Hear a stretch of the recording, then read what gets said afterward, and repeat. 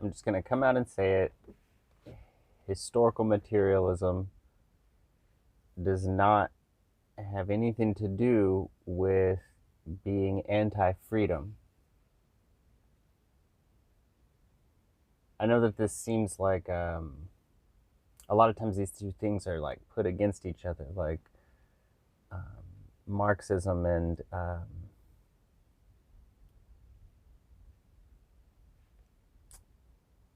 individualism.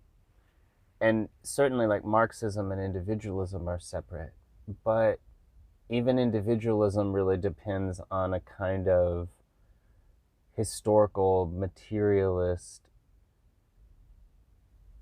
interpretation of the world, because historical materialism is a fact. It's just about helping you understand where and when your freedom is. It doesn't really have anything to do with an interpretation about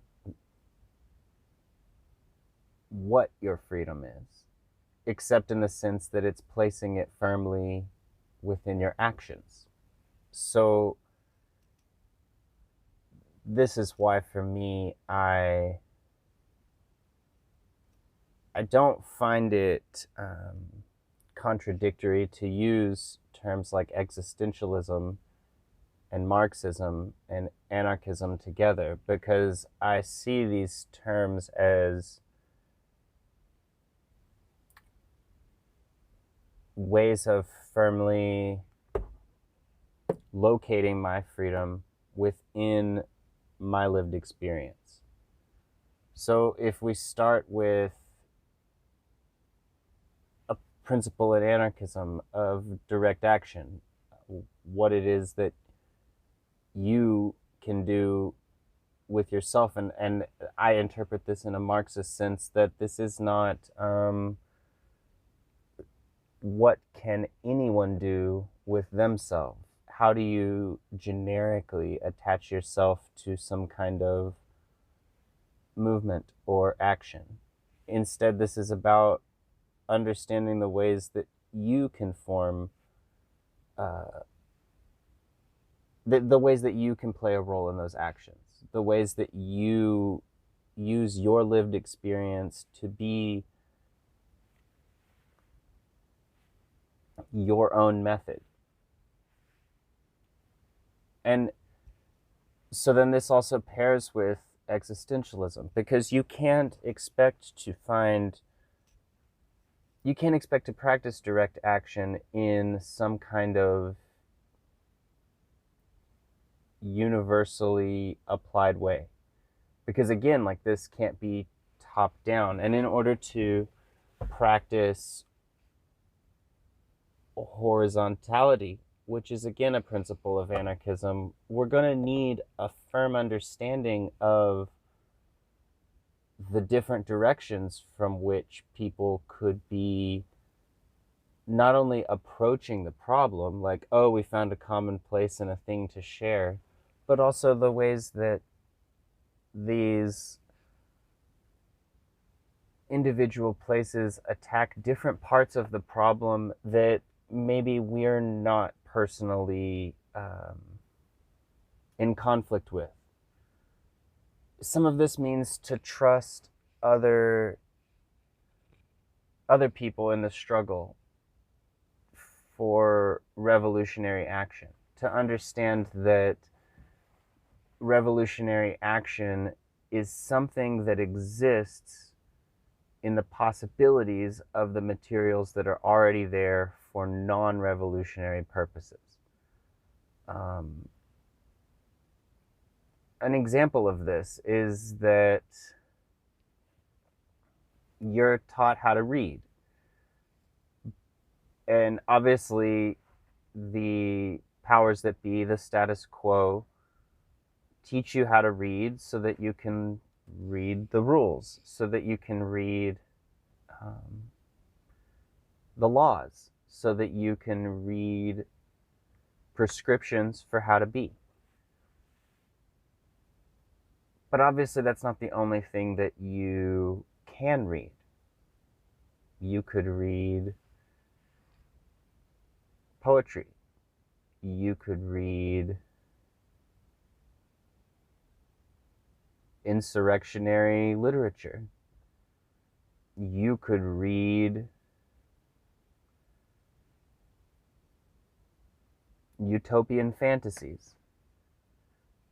All of these things are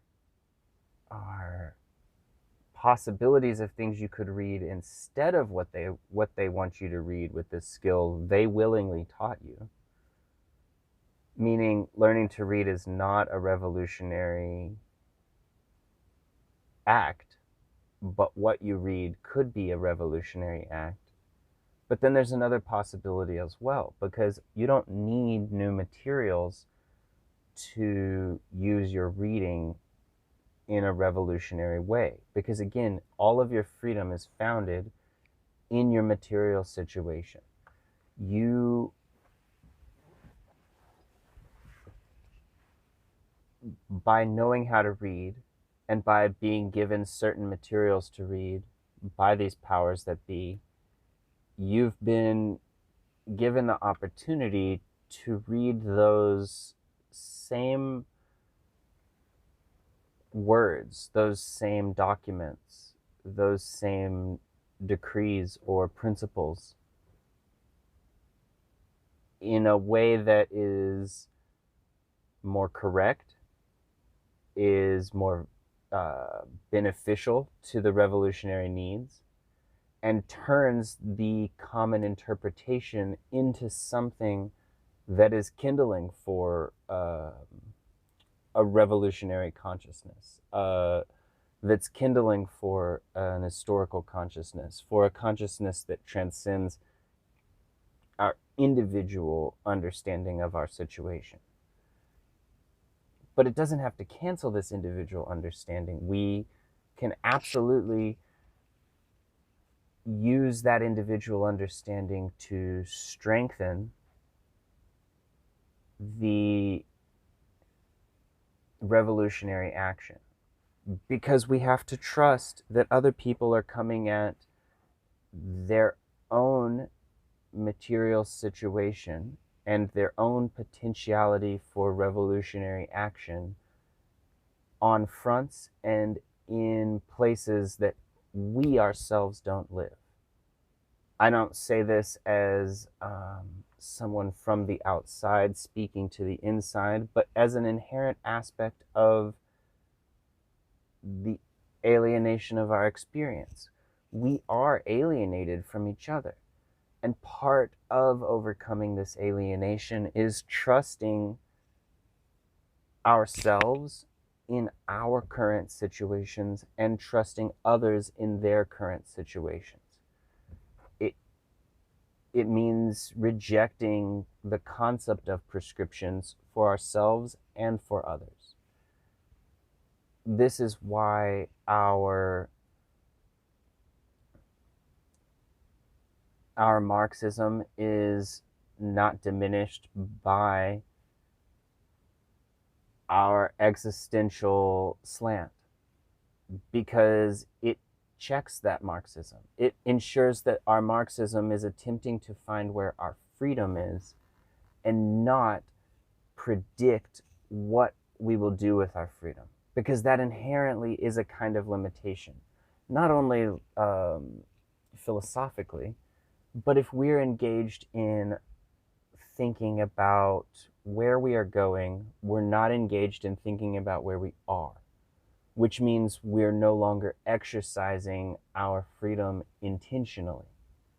And if we're not exercising our freedom intentionally, we're not exercising our freedom in a revolutionary way. We're exercising our freedom in a way that perpetuates the powers that be, because our intentionality is everything that is required for us to engage with those same laws, the things that are already there. We don't need new materials. We don't need new books to be written. We don't need new stories to be told. We need new, correct interpretations of what already exists. We already have those materials. We're already in this situation. But we need the approach that makes us diligent and rigorous in understanding that we are living in a historical situation, that historical situation is where we will find our freedom.